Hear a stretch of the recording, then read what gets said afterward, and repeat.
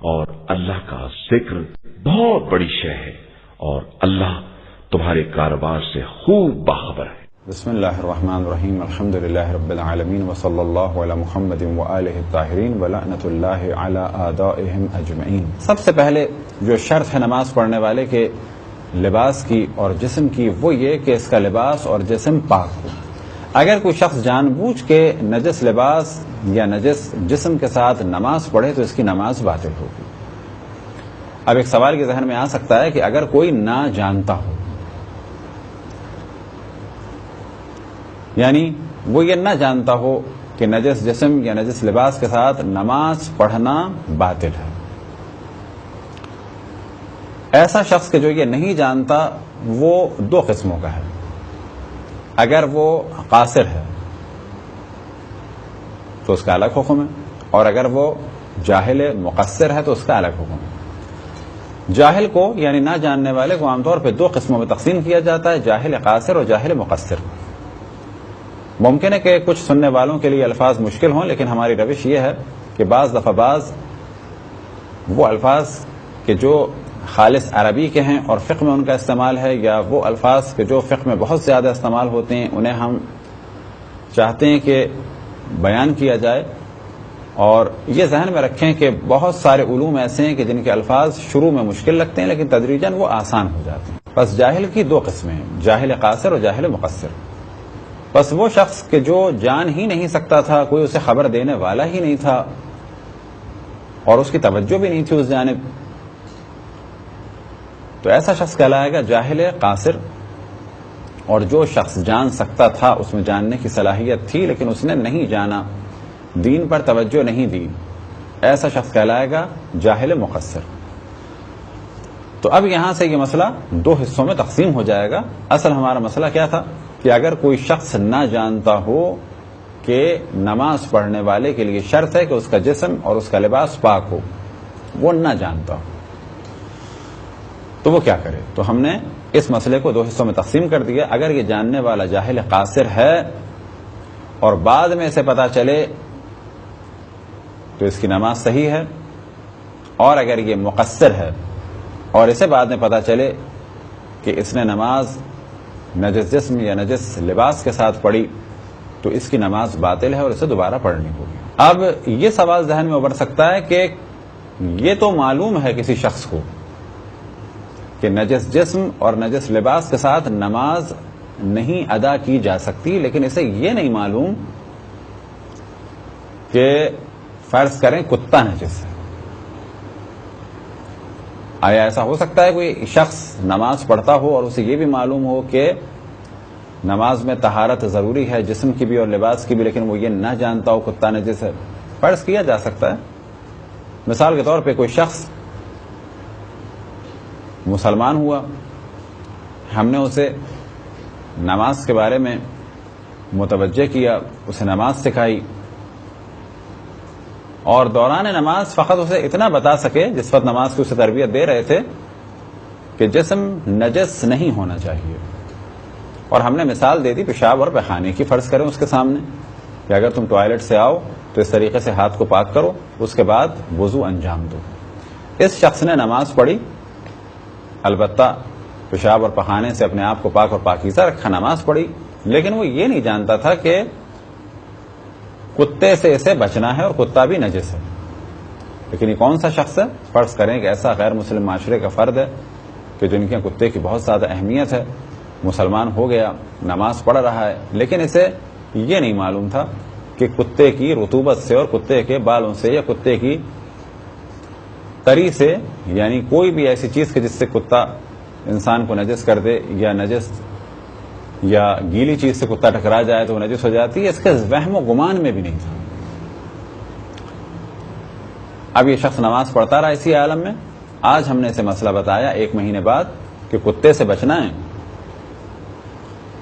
تو یہاں پر سوال کیا جائے گا کیا ایسے شخص کو نماز دہرانا پڑے گی؟ تو یہاں پر گفتگو پھر 2 حصوں میں تقسیم ہو جائے گی۔ کہا جائے گا اگر یہ جاہل قاصر ہے، جیسا کہ ہماری مثال میں جاہل قاصر ہے، ابھی مسلمان ہوا، جو ہم نے اسے بتایا اس پہ اس نے عمل کیا، لیکن کتے کے بارے میں ہم نے اسے 1 مہینے بعد بتایا، تو اس کی تو نماز صحیح مانی جائے گی۔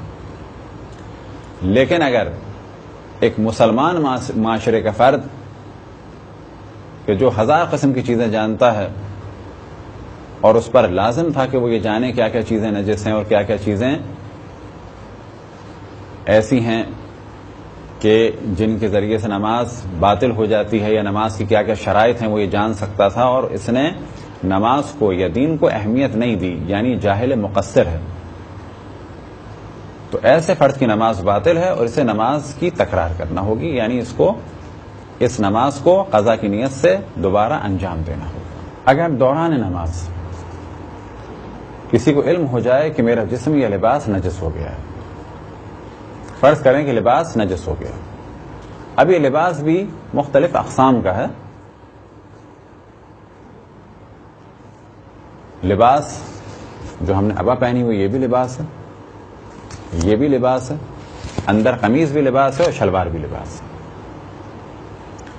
اب یہاں پر مختلف لباسوں کا مسئلہ بھی مختلف ہے۔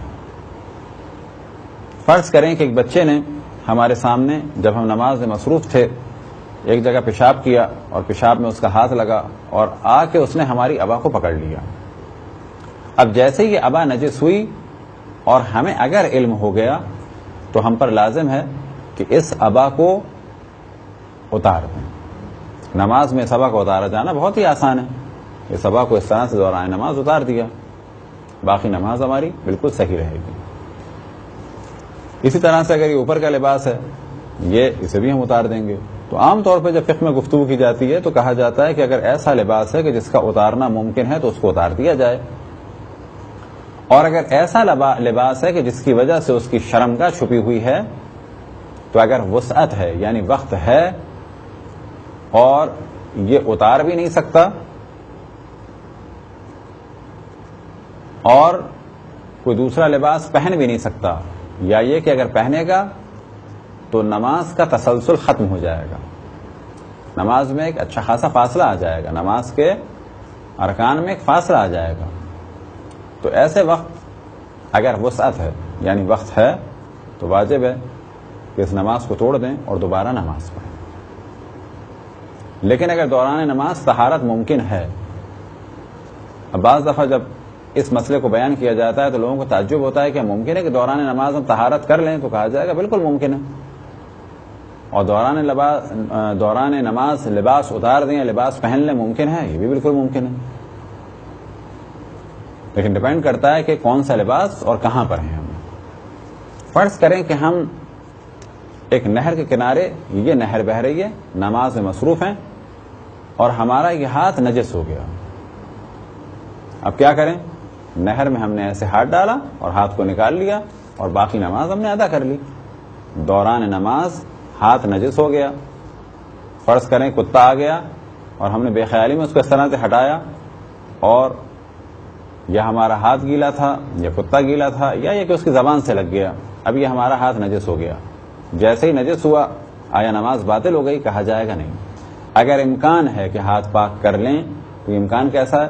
فرض کریں یہاں پہ نہر بہہ رہی ہے یا ہم کسی بہت بڑی حوض کے پاس ہیں جس میں کئی قربانی ہیں، تو ہم نے اس طرح سے ہاتھ ڈالا اور ہاتھ ڈال کے نکال لیا، ہماری نماز بھی ہو جائے گی اور ہاتھ بھی پاک ہو جائے گا، نماز توڑنے کی ضرورت نہیں۔ اسی طریقے سے اگر لباس نجس ہو گیا، فرض کریں کہ ہم لباس پہنے ہوئے اور ہمارا لباس کا حصہ نجس ہو گیا، اگر لباس اتار سکتے ہیں تو اتار دیا جائے اور اگر پاک کر سکتے ہیں تو پاک کر لیا جائے۔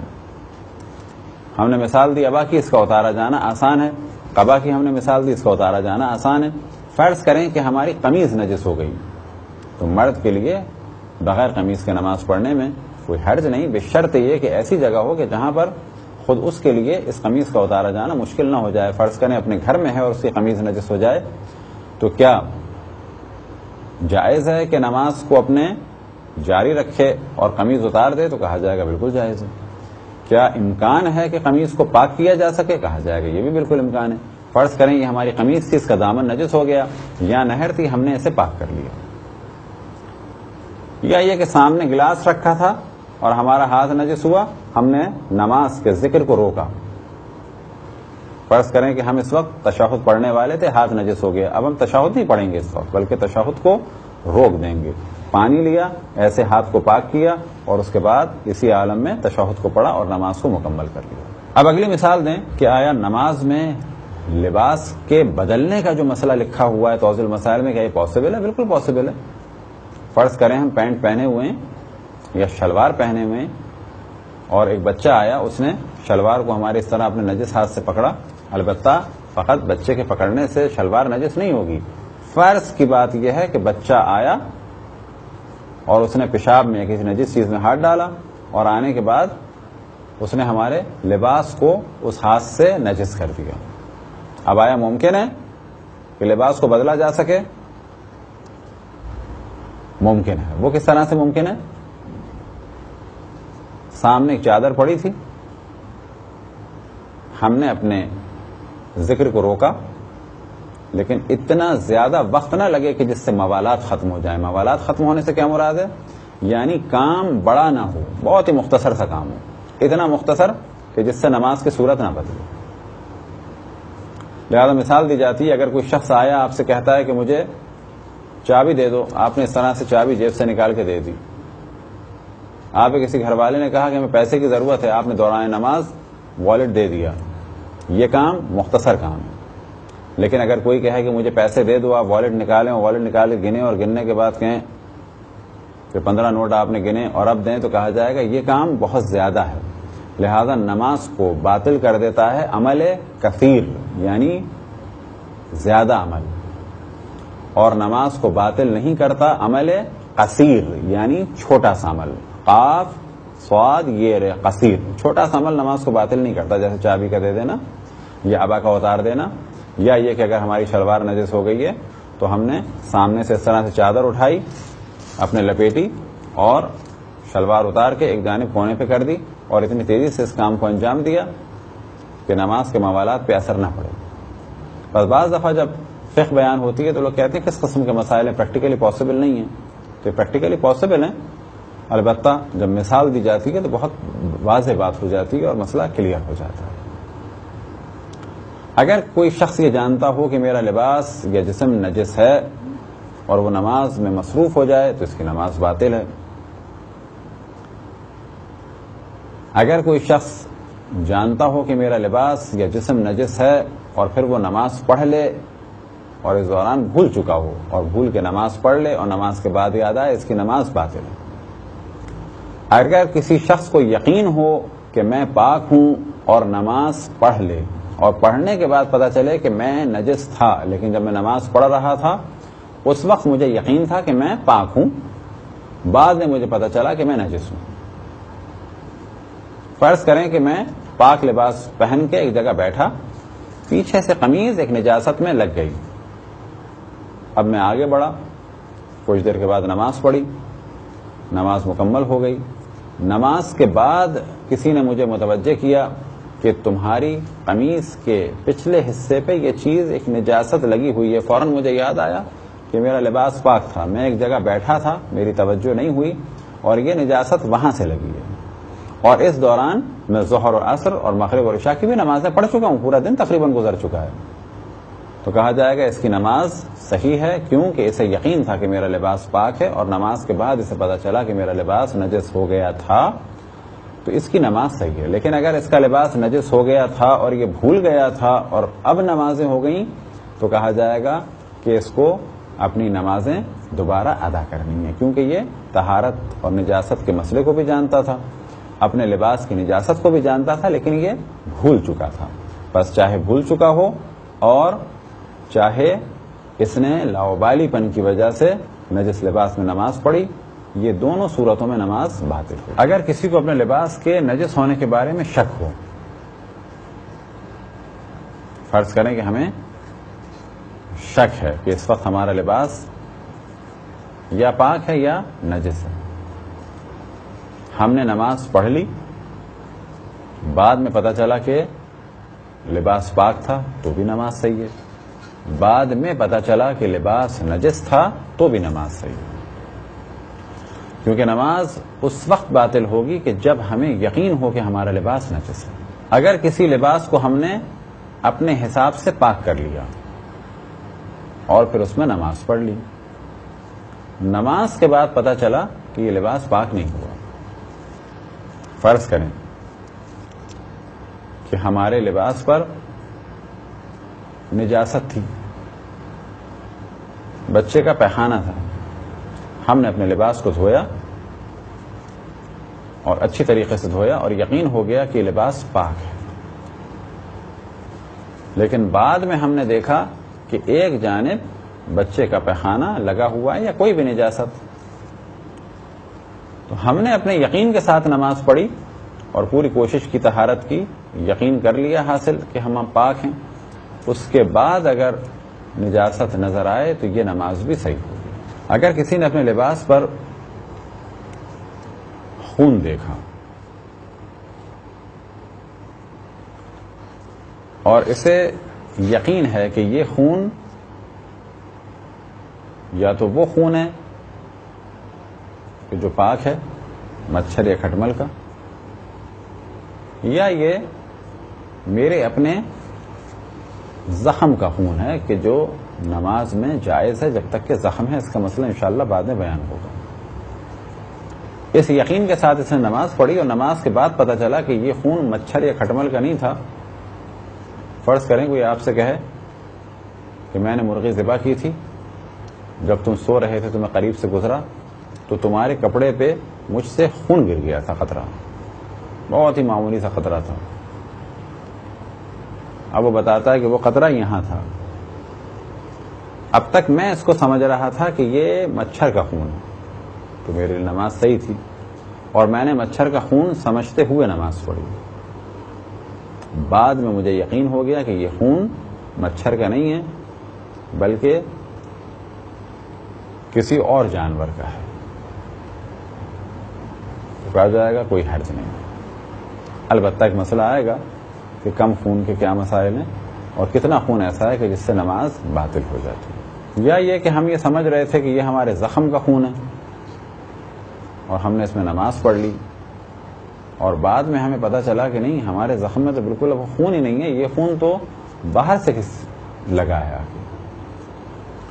تو کیونکہ جب ہم نے نماز پڑھی ہے تو ہمیں یقین تھا کہ یہ خون ان خونوں میں سے ہے کہ جن کے ساتھ نماز پڑھی جا سکتی ہے، اور بعد میں ہمیں پتہ چلا کہ یہ خون وہ خون نہیں ہے، تو ایسی صورت میں ہماری نمازیں صحیح ہوں گی. اگر کسی کے پاس ایک ہی لباس اور نجس ہو جائے اور وہ اس لباس کو اتار بھی نہ سکتا ہو اور بدل بھی نہ سکتا ہو، نہ اسے اتار سکتا ہے نہ اسے بدل سکتا ہے.